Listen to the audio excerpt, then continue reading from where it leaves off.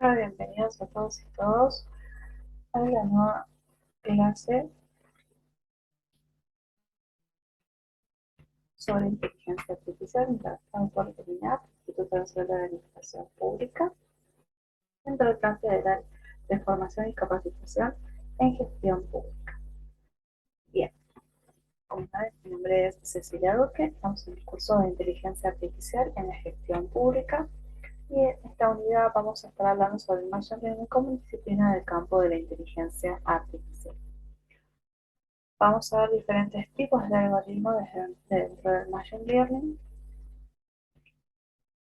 pero lo primero que tenemos que preguntarnos es ¿qué es el Machine Learning y para qué sirve? Obviamente. Bien, lo principal es que es una disciplina dentro del campo de inteligencia artificial a través de algoritmos y dota a los ordenadores de la capacidad de identificar patrones de datos masivos y elaborar predicciones.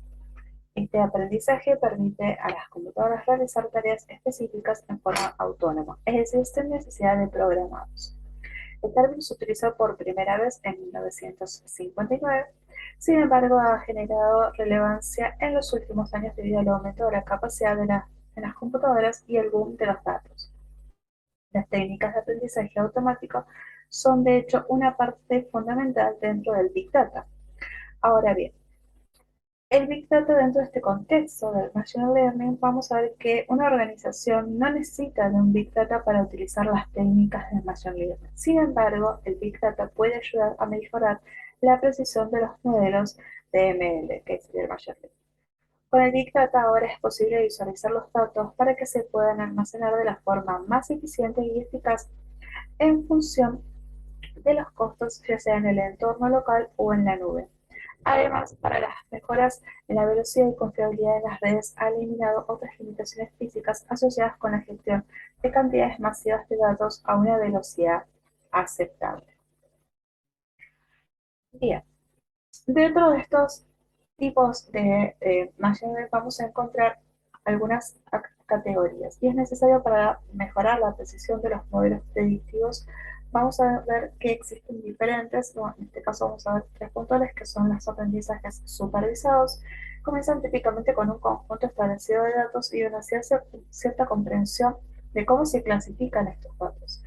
Tiene la intención de encontrar patrones en datos que se pueden aplicar en procesos de analítica. Estos tienen características de etiquetados que definen los significados de los datos. Los aprendizajes no supervisados, que son los que se utilizan cuando el problema requiere una cantidad masiva de datos sin etiquetar, por ejemplo, los que se aplican en las redes sociales, tales como Twitter o Instagram, donde se tiene grandes cantidades de datos sin etiquetar. La comprensión del significado detrás de estos datos requiere algoritmos que clasifican los datos con base en los patrones que se encuentran. Se utiliza, por ejemplo, con la tecnología en cuanto a la detección de spam en los emails. Luego vamos a encontrar el aprendizaje de refuerzo y es un modelo de aprendizaje conductual. El algoritmo recibe retroalimentación del análisis de datos, conduciendo al usuario hacia un mejor resultado. El aprendizaje de refuerzo refiere a otros tipos de aprendizaje supervisado porque el sistema no está entrenado con el conjunto de datos. Más bien el sistema aprende a través de un prueba-error, por lo tanto, una secuencia de decisiones exitosa conduce al fortalecimiento del proceso de que resuelve el problema de manera más efectiva. Ahora bien, vamos a ver que también vamos a estar hablando sobre el deep learning. ¿Pero qué es esto? Es un método específico dentro del Machine Learning que incorpora las redes neuronales en capas sucesivas para aprenderle de los datos de manera repetitiva. El Deep Learning es especialmente útil cuando se trata de aprender patrones de datos no estructurados. En pocas palabras, vamos a ver que es una versión mejorada de este Machine Learning y utiliza una técnica que le da mayor capacidad para detectar los patrones, incluso los más sutiles. Esta técnica se llama red de neuronas profundas y esa profundidad corresponde al gran número de capas de nodos de cálculo que constituyen estas redes que trabajan conjuntamente para tratar los datos y hacer predicciones. Bien, ahora, ¿cómo funciona este Machine Learning? Vamos a ver que contiene cuatro etapas. La primera que se refiere a la selección y preparación de un conjunto de datos de entrenamiento. En estos datos se utilizará para alimentar el modelo de Machine Learning para aprender a resolver los problemas en los que se ha diseñado. La segunda etapa es la selección del algoritmo para ejecutar sobre el conjunto de datos de entrenamiento. Este tipo de algoritmo que se emplea depende del tipo del volumen de datos de entrenamiento y el tipo de problema que haya que resolver. El tercer paso es entrenar el algoritmo, es decir, es un proceso de repetición en el cual las variables se ejecutan a través del algoritmo y los resultados se comparan con los que debería haber producido. Y por último tenemos el cuarto paso, que es el uso y la mejora del modelo, donde se utiliza el modelo sobre nuevos datos cuyo origen depende del problema que haya que resolver. Por ejemplo, los correos electrónicos se utiliza el Machine Learning para esta detección de spam, como habíamos mencionado.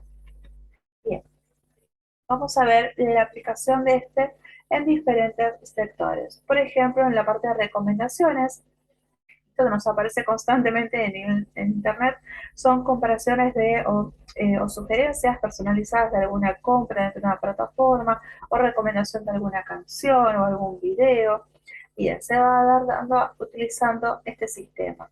Luego, el uso de vehículos inteligentes, y bueno, esto es a futuro, donde se habla de que en un futuro ya los autos o coches inteligentes van a estar en las calles. Ya hoy ya hay varios prototipos en los cuales en algunos países se está aplicando. Y gracias al aprendizaje automático, estos autos o estos vehículos van a poder ajustar las configuraciones internas de acuerdo a las preferencias del conductor e incluso poder moverse solos sin la necesidad del conductor por reacción del entorno. También dentro de las redes sociales, ¿sí? Esto se utiliza los algoritmos para reproducir en gran medida el tema del spam publicado en redes sociales, mientras que en otras, como por ejemplo Facebook, se utiliza para detectar noticias falsas como contenidos no permitidos en retransmisiones en directo que se bloquean automáticamente. Bien, también lo vamos a ver en el proceso del lenguaje natural, y esto es a través de la comprensión del lenguaje humano, asistentes virtuales como Alexa o Siri que pueden traducir instantáneamente en un idioma u otro, reconocer la voz del usuario e incluso analizar sus sentimientos. Las búsquedas, que son los motores de búsqueda que sirven para el aprendizaje, para optimizar sus resultados en función de eficacia, midiendo la misma a través de los clics de los usuarios.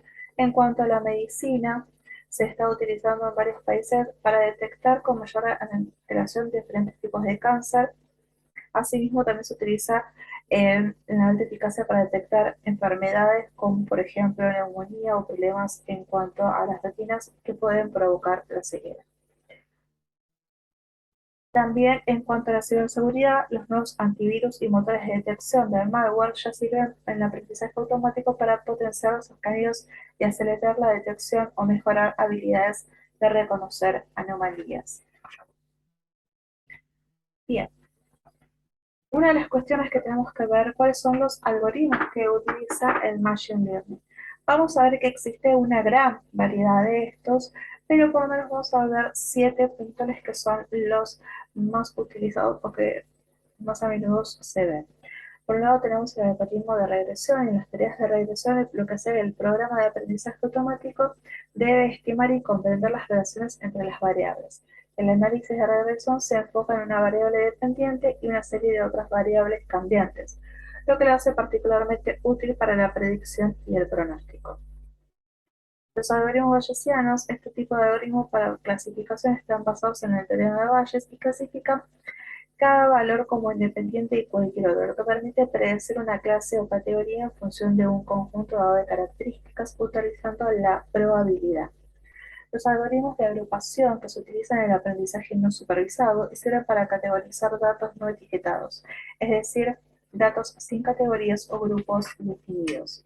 Los algoritmos de árbol de decisión es una estructura de árbol similar a un diagrama de flujo que utiliza un método de bifurcación para ilustrar cada resultado posible de una decisión, y cada nodo dentro del árbol representa una prueba en una variable específica y cada rama es el resultado de esta prueba. Este nuevo vamos a ir viendo más adelante. Los algoritmos de redes neuronales comprenden unidades dispuestas de una serie de capas y cada una de las capas se conecta a las capas anexas.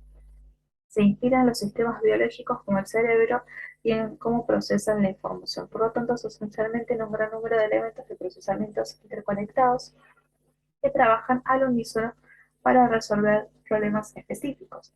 Los algoritmos de reducción de dimensión que reducen el número de variables y considera para contratar la información exacta. Los algoritmos de aprendizaje profundo que ejecutan datos a través de varias capas de algoritmos de redes neuronales, las cuales pasan a una representación simplificada de los datos a la siguiente capa. Bien, estos son algunos tipos de algoritmos, como les comenté, existen muchos más. Bien, con respecto a esto vamos a ver las diferentes redes neuronales como conjuntos de algoritmos diseñados para reconocer los patrones. En cuanto a esto, tenemos que determinar qué son las redes neuronales, ¿sí? Vamos a ver que su nombre y estructura están inspirados por el cerebro humano, imitando la forma en que las neuronas biológicas se señalan entre sí. Están compuestas por capas de nodos que contienen una capa de entrada, una o más capas ocultas y una capa de salida. Cada nodo o neurona artificial se conecta a otro y tiene un peso y un umbral asociado. Si la salida de cualquier nodo individual está por encima del valor del umbral especificado, dicho nodo se va a activar, enviando datos a la siguiente capa. De lo contrario, no se pasan esos datos a la siguiente capa de la red. Las redes neuronales dependen de los datos de entrenamiento para aprender y mejorar su posición en el tiempo. Sin embargo, una vez que estos algoritmos de aprendizaje se ajustan a la precisión, son potentes herramientas en la ciencia de la informática de inteligencia artificial, lo que nos permite clasificar y agrupar los datos a una alta velocidad.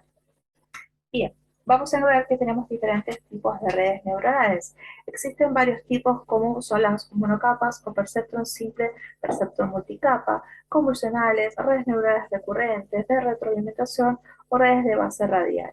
Además, según el método que tengan de aprendizaje, también se puede clasificar como aprendizaje supervisado, no eh, aprendizaje por corrección de errores, estocástico, aprendizaje autosupervisado, ediano, competitivo, comparativo o por último por aprendizaje por refuerzo.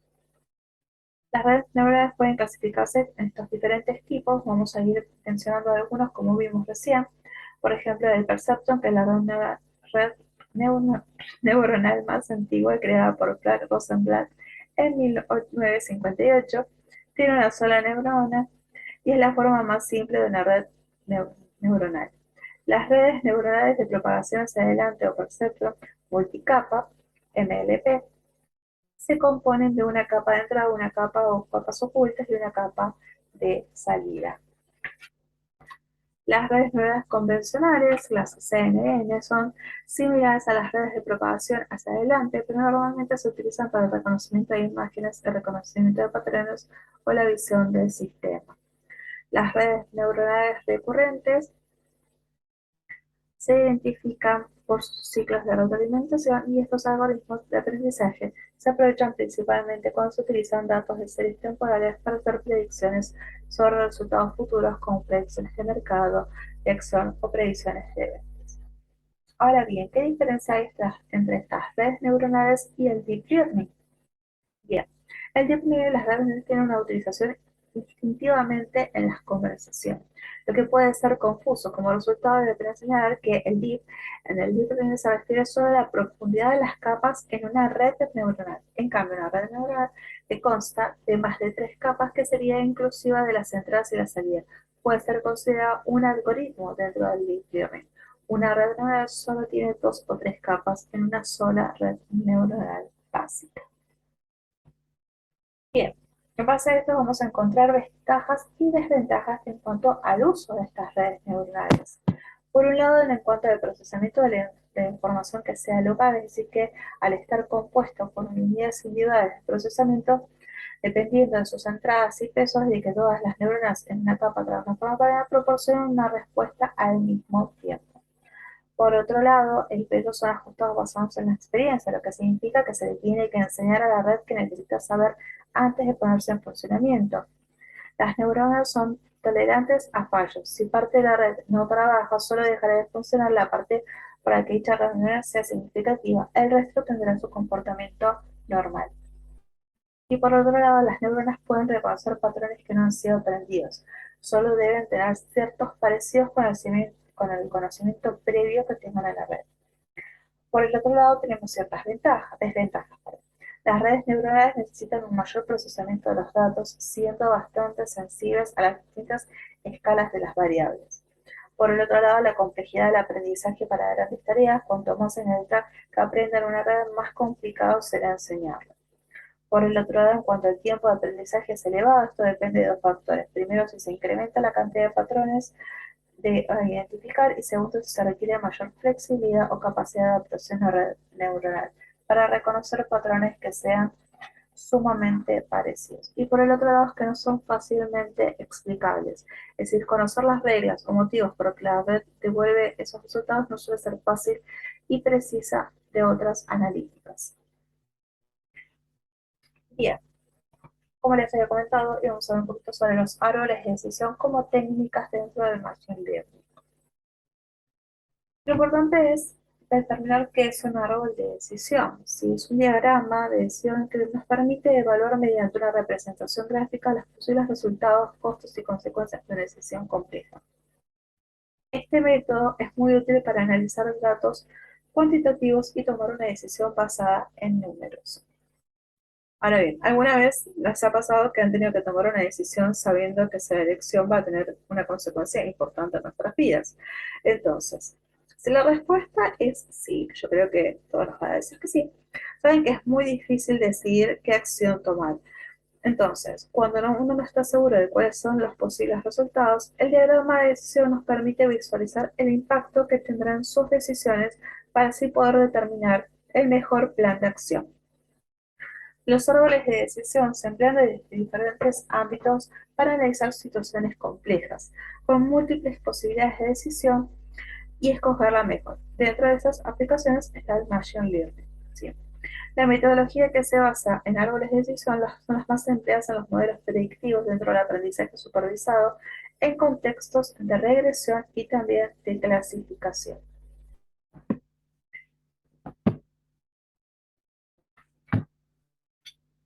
Bien, respecto a esto, el árbol de decisión y la toma de decisiones, vamos a ver que una vez entendido el concepto, surge una pregunta inevitable. Es cómo saber que la máquina con todas las opciones es correcta y cómo se decanta por una posibilidad u otra. En todos los modelos de Machine Learning vamos a ver el juego de conjunto de entrenamiento. Y esto es que la máquina se somete a un entrenamiento previo. Se le suministra información para que haga un aprendizaje inicial. Ese entrenamiento le sirve como base para su futura toma de decisiones, por lo que hay dos factores fundamentales: los datos que han de estar totalmente contrastados, las respuestas correctas o atributos de destino. Una vez entrenada la inteligencia artificial, cuando se encuentra ante una disyuntiva, utiliza el conjunto de datos con el que ha sido alimentado para plantear correlaciones entre los datos de su entrenamiento y los que tiene entre sí ahora, y decantarse por la opción más correcta o la opción correcta. Bien, ¿para qué se usa este diagrama de árbol de decisiones entonces? Puede utilizarse para el tomar decisiones en muchas áreas, incluidas las operaciones, la planificación presupuestaria, la gestión de proyectos, siempre que sea posible y que se incluyan datos cuantitativos y números para poder crear un árbol eficaz. Cuanto más datos tenga, más fácil te resultará calcular los valores esperados y analizar las soluciones en función a los números. Bien, dentro del árbol de decisión vamos a encontrar algunos elementos, como por ejemplo los nodos, que se dan en el momento en el que se plantea una disyuntiva con sus diferentes opciones, las flechas, que son los nexos que unen a estos nodos entre sí, los vectores, que cada vector representa la opción por la que se opta entre todas las posibilidades que se plantea, las etiquetas, que unen los nodos y las flechas y denominan las acciones que se llevan a cabo. Por lo tanto, vamos a encontrar en base a estos elementos ciertas simbologías. Entre estas van a ser la ramificación alternativa, que son las líneas que se desprenden de una decisión, lo cual cada rama va a indicar un posible resultado o decisión que se deriva de la decisión inicial. El nodo de decisión, que nos va a indicar la decisión que se está tomando dentro del árbol. El nodo de oportunidad, que va a mostrar varios resultados posibles en cuanto a esa decisión. Y los nodos terminales o finales, que indican el resultado final de esa decisión en sí. Por lo tanto, también vamos a encontrar los nodos de probabilidad, nodos terminales y los nodos de decisión. Entonces, los nodos de probabilidad muestran la probabilidad de acierto de cada una de las opciones que se plantea ante una disyuntiva. El nodo de decisión va a representar cuál es la que se va a tomar ante esa disyuntiva y los terminales van a ser el resultado final, es decir, la última opción en una ruta de decisión. ¿Sí?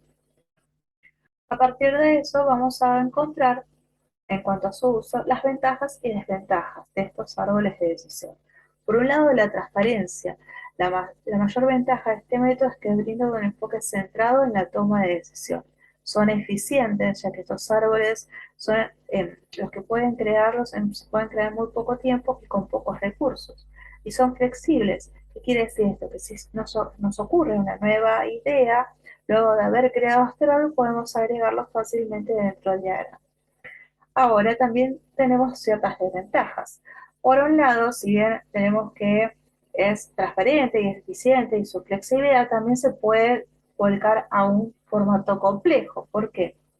Porque estos árboles lo que tienen es que pueden tener tantos puntos finales que van a estar definidos y pueden verse ya que van a tener a agregarse demasiadas decisiones al diagrama. Por lo tanto, va a aumentar su complejidad.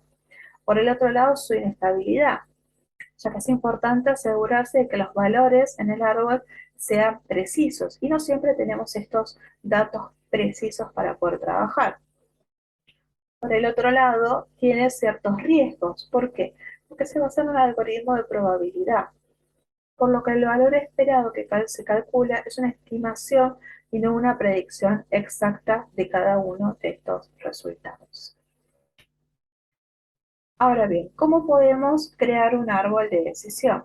Vamos a encontrarnos con 5 pasos. El primero que empieza con una idea, ¿sí? Nuestro diagrama va a empezar por una idea o una decisión principal que nos va a representar como un nodo de decisión y luego se va a agregar las ramificaciones individuales con las diferentes decisiones entre las que se puede o se debe elegir. Luego vamos a encontrarnos con el paso 2, que es agregar nodos de oportunidad y de decisiones. Después de agregar tu idea principal o la idea principal con la que vamos a comenzar, se continúa agregando nodos de oportunidades o decisión y luego de cada decisión para expandir aún más el árbol. Un nodo de oportunidad puede ir surgiendo de ramificaciones alternativas, ya que de dicha decisión pueden desprenderse varios resultados posibles. El tercer punto es que se va a expandir el diagrama hasta llegar a los puntos finales. ¿Qué quiere decir esto? Vamos a continuar agregando nodos de oportunidades de decisiones al árbol hasta que se haya abarcado todas las decisiones y los resultados posibles. Acá vemos una de las desventajas en cuanto a su complejidad. Bien, el cuarto paso es calcular los valores del árbol. ¿Qué quiere decir? Que lo ideal dentro de estos diagramas también que se incluyan datos cuantitativos. Por lo tanto, los datos que se usan con más frecuencia en estos árboles comúnmente son cuanto valores monetarios. Y por último, la evaluación de los resultados. Una vez que se tengan los resultados esperados para cada decisión, se va a determinar cuál es el mejor plan de acción en función del riesgo que se está dispuesto a tomar. Bien, el siguiente tema que vamos a ver son los Super Vector Machines utilizados para la clasificación como la regresión. El Super Vector Machine es un algoritmo de aprendizaje automático supervisado que se utiliza tanto para la clasificación como para la regresión, aunque decimos que los problemas de regresión también son los más adecuados para la clasificación. El objetivo de estos algoritmos es encontrar un hiperplano en un espacio n-dimensional que clasifique claramente los puntos de datos. La dimensión del hiperplano depende del número de características. Si el número de entidades de entrada es de 2, entonces el hiperplano es de una sola línea. Y si el número de entidades de entrada es de 3, el hiperplano se convierte en un plano 2D. Claramente se va a volver difícil de imaginar cuando el número de funciones supere los 3, ¿sí? Bien. El núcleo del Supervector Machine, o SVM, como vamos a ir mencionando, es una función que toma un espacio de entrada de baja dimensión y lo transforma en un espacio de mayor dimensión. Es decir, que convierte un problema no separable en un problema separado. Y es principalmente útil en problemas de separación no lineal. Las ventajas es en cuanto a su eficacia en grandes dimensiones. La memoria es eficiente ya que utiliza un conjunto de puntos de entrenamiento. Se puede especificar diferentes funciones de kernel para la función de decisión, pero tenemos diferentes desventajas en cuanto a que incluye el hecho que el algoritmo es propenso para el exceso de ajuste, y si el número de características es mucho mayor que el número de muestras, además el LSM no va a proporcionar directamente estimaciones de probabilidad que son deseables en la mayoría de los problemas de clasificación. También no son muy eficientes computacionalmente, ya que su conjunto de datos es demasiado grande como cuando tiene más de 1000 filas. Por lo tanto, es un sistema en cuanto a su uso, con muchas desventajas y aparte con muchas dificultades para su aplicación. En cuanto a la aplicación, vamos a ver algunas opciones de los SVM. Por ejemplo, son útiles en la categorización de textos, ya que su aplicación puede reducir significativamente la necesidad de instancias de capacitación de etiquetados, tanto en la configuración estándares instructivas como las traductivas. En algunos métodos para el análisis semántico superficial se basan en máquinas de los vectores de soporte o del vector machine, la clasificación de imágenes. En cuanto a la segmentación de estas imágenes, incluso aquellos que se utilizan versiones en cuanto a los enfoques privilegiados, por ejemplo, como los de BAPIC. También para la clasificación de datos satelitales, los caracteres escritos a mano que se pueden reconocer mediante estos sistemas, o en cuanto a clasificaciones dentro de las ciencias biológicas, se ha utilizado, por ejemplo, para clasificaciones de proteínas. También se han dado algunas situaciones donde se puede aplicar, por ejemplo, como vimos en los puntos anteriores, en lo que es tareas de análisis de imagen, clasificaciones, tareas de minería de texto, clasificación de datos o tipos de problemas de machine learning, como por ejemplo los de regresión. En cuanto a la regresión, vamos a ver en la regresión de la predicción de una variable continua. Bien, importante es determinar qué es esta regresión, ¿sí? Es una técnica de aprendizaje supervisado que ayuda a encontrar la correlación entre las variables y nos permite predecir la variable de salida continua en función de una o más variables predictores. Se utiliza principalmente para la predicción del pronóstico, el modelado de series temporales y la determinación de las relaciones causal-efecto entre las variables. Más específicamente, el análisis de regresión nos ayuda a comprender cómo cambia el valor de la variable dependiente correspondiente a una variable independiente cuando otras variables independientes se mantienen fijas. Es decir, predicciones valores continuos reales, como por ejemplo temperaturas, edades, salarios, precios, entre otros. Algunos ejemplos, como verán, pueden ser las predicciones de la lluvia, determinación de las tendencias del mercado, predicciones de accidentes de tráfico por conducción temeraria. Pero bien, ¿por qué usamos este análisis de regresión? Bien, el análisis de regresión nos ayuda a la predicción de variables continuas, como dijimos anteriormente, y hay varios escenarios en nuestro mundo real en los que necesitamos algunas predicciones futuras, como las condiciones climáticas, predicciones de ventas, tendencias de marketing. Para tal caso necesitamos algunas tecnologías, como en este caso de inteligencias artificiales, que pueden hacer predicciones con mayor precisión. Por lo tanto, es necesario estos análisis de regresión, que es uno de los métodos estadísticos y que se utilizan en el aprendizaje automático y en la ciencia de datos. Bien, en cuanto a esto vamos a encontrar diferentes tipos de regresión. Entre estos vamos a encontrar la regresión lineal, que es un método de regresión estadística que se utiliza para el análisis predictivo. Es uno de los algoritmos más simples y fáciles que funcionan en regresión y muestra la relación entre las variables continuas. Las regresiones logísticas, que son los algoritmos de aprendizaje supervisado que se utiliza para resolver los problemas de clasificación. Regresión polinomial, que es un tipo de regresión que modela el conjunto de datos no lineales utilizado en un modelo lineal. La regresión de los vectores sin soporte, el Super Vector Machine, es un algoritmo de aprendizaje supervisado que se puede utilizar para problemas de regresión y clasificación. Entonces, si lo usamos para problemas de regresión, entonces se denomina regresión de vectores de soportes. Las regresiones de árbol de decisión En estos casos, el algoritmo de aprendizaje supervisado se puede utilizar para resolver problemas de clasificación y regresión. Puede resolver problemas tanto para categóricos como numéricos. La regresión de Cresta, que es una de las versiones más robustas en cuanto a la regresión lineal, en la que se introduce una pequeña cantidad de sesgos para que podamos obtener mejores predicciones a largo plazo. La cantidad de sesgos agregados al modelo se conoce como penalización por regresión de Cresta y podemos calcular este término de penalización multiplicando con la lambda el peso al cuadrado de cada característica individual.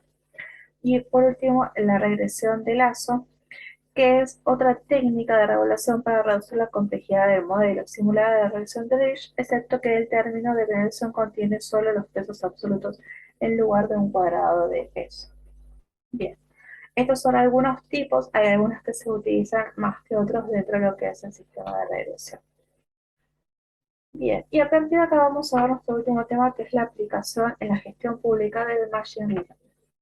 Con respecto a esto, vamos a ver que hay algunas aplicaciones que ya hoy en día se están utilizando dentro de nuestro país, otras que se utilizan en otros países, que son a modelos a seguir o modelos futuros para ajustar, obviamente, a nuestras necesidades dentro de nuestro país, pero que sirven mucho y que se han aplicado y que realmente funcionan.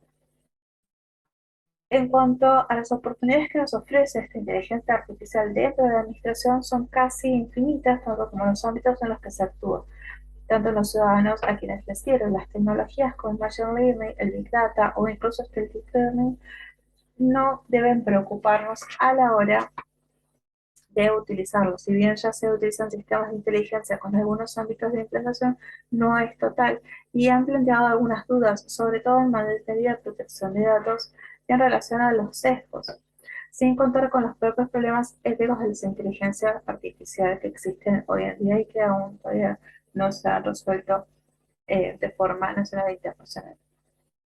Son diversos los casos en los cuales podemos encontrar ejemplos de inteligencia artificial dentro de la administración pública, desde las agencias tributarias, dentro del área de salud, en la justicia.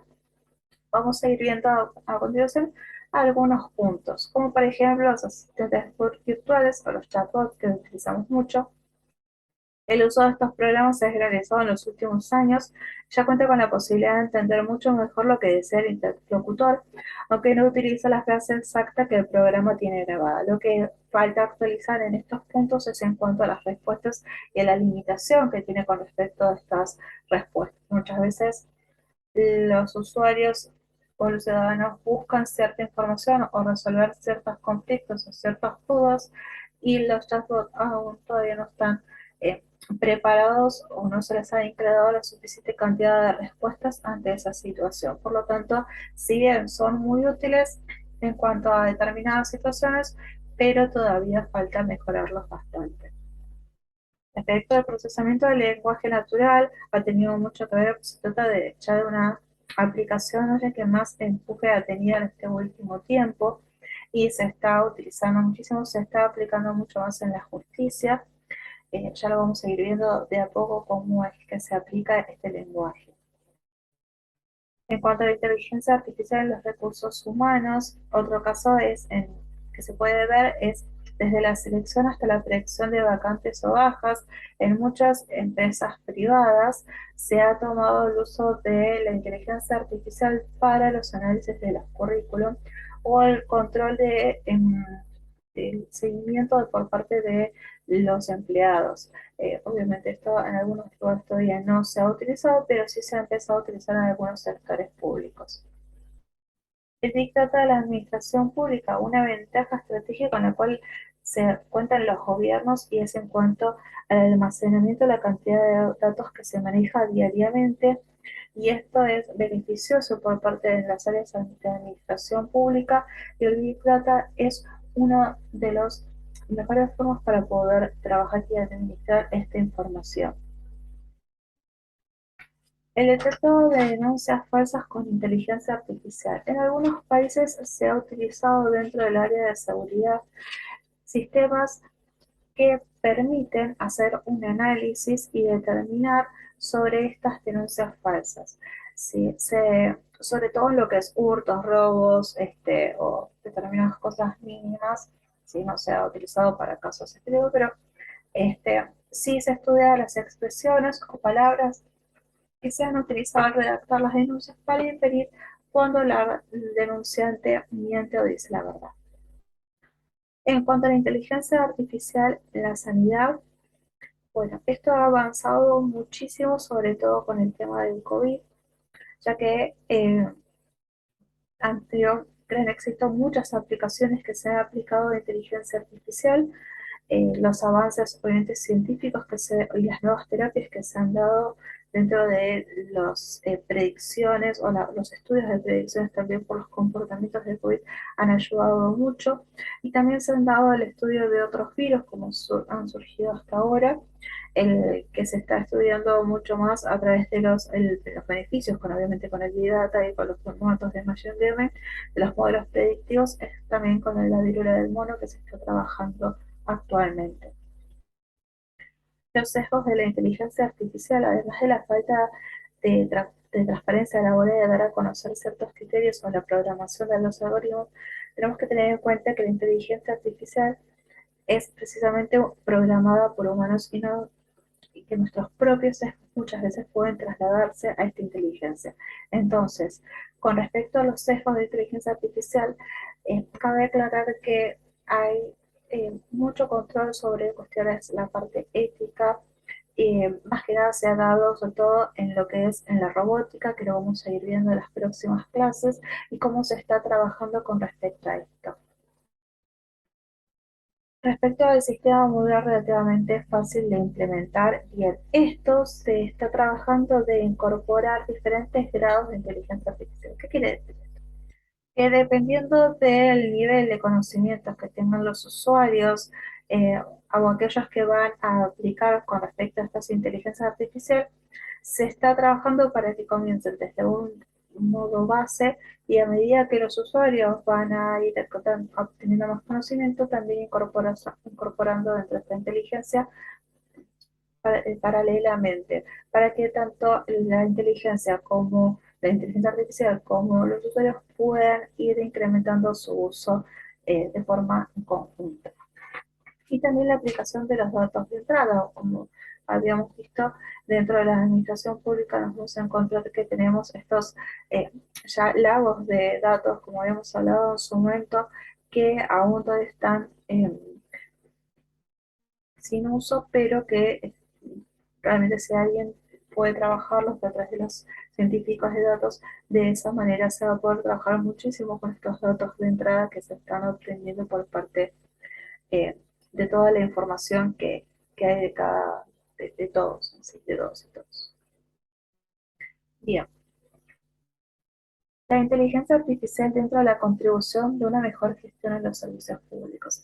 Y esto es algunas características que se han dado dentro de este Machine Learning y sobre todo en general, no solamente en la gestión pública, sino también en diferentes áreas, y vamos a ir viendo un poquito con respecto a esto. Por un lado, en cuanto a la verificación de facturas, esto se ha utilizado en sistemas tributarios, ¿sí?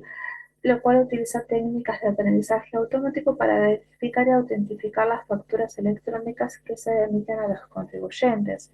En cuanto a movilidad y algoritmos de aprendizaje, se están utilizando diferentes herramientas que permiten determinar datos de geoposicionamiento para poder ver, por ejemplo, en las calles o en las avenidas o en la autopista cuando hay ciertos conflictos dentro o gestión por los autos o algún choque o alguna situación, lo cual hace dificultar el tránsito.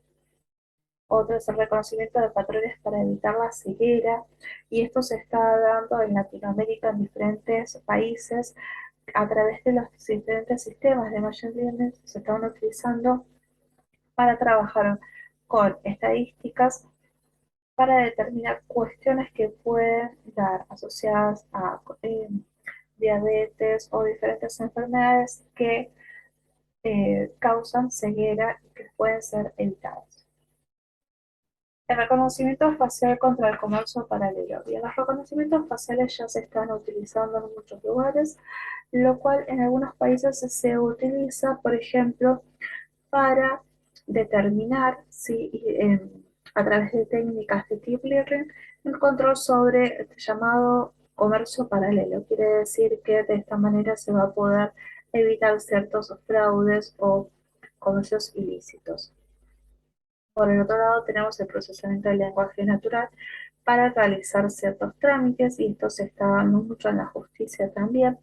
El uso de los chatbots para recibir dudas, quejas o sugerencias, eso también se ve dentro de los diferentes sistemas dentro de los tres niveles de la administración pública, tanto municipal, estatal o federal. Y se cuenta con diferentes tipos de herramientas inteligentes. Bien, podemos concluir entonces terminando que, si bien desde mediados del siglo pasado la ciencia asumió con hacer pensar las máquinas, podemos decir, hoy estamos un poco más cerca de hacer ese sueño de realidad gracias al sistema de Machine Learning y el Deep Learning. El Machine Learning puede enfocarse de diferentes maneras, como el aprendizaje supervisado, el no supervisado y el aprendizaje por refuerzo. Por otro lado, cabe destacar que la inteligencia artificial puede aplicarse en diferentes ámbitos para mejorar los servicios públicos, como estuvimos viendo en la justicia, en la sanidad, en algunas futuras Smart Cities, dentro del turismo también, en la administración pública. Tiene un gran alcance y un abanico de soluciones. Estas herramientas y plataformas nos van a poder ayudar a mejorar sus funciones con automatizaciones. La administración debe liderar este cambio y creo que es algo fundamental. Más allá de las necesidades de transformar la parte pública, el Estado y la administración deben liderar los avances de la sociedad y de los ciudadanos. Creo que deben ser facilitadores de progresos económicos y humanos, y para ello han de disponer de herramientas adecuadas lo más punteras posible. Se ha apuntado solo algunos de los ámbitos en los que la tecnología inteligente para la administración pública puede mejorar los servicios e incluso salvar las vidas de muchas personas, teniendo en cuenta los avances en salud, seguridad, transporte o comunicaciones. En todos estos entornos, la administración y los gobiernos tienen mucho para hacer, creo que sí, y sea para el ejercicio de las competencias de la gestión de servicios públicos o como creadores de normas que regulen la actividad humana. La inteligencia artificial, si bien ha interrumpido en el último tiempo con una gran fuerza, sobre todo con la mejora en la capacidad de las computadoras, los ordenadores o las computadoras, son incuestionables sus implicaciones estratégicas en todos los ámbitos, así como los cambios que van a suponer en nuestras relaciones entre la máquina y también en nuestros empleos. Si se trata de mejorar la vida de los ciudadanos y de ser más eficientes y proactivos, ahorrando costes y tiempo, no cabe duda de que los algoritmos y los robots van a ocupar un puesto destacado en los procedimientos de cualquier administración. Bueno, espero que les haya gustado la clase a todos y todas, y nos vemos en la próxima clase. Así que un saludo para todos.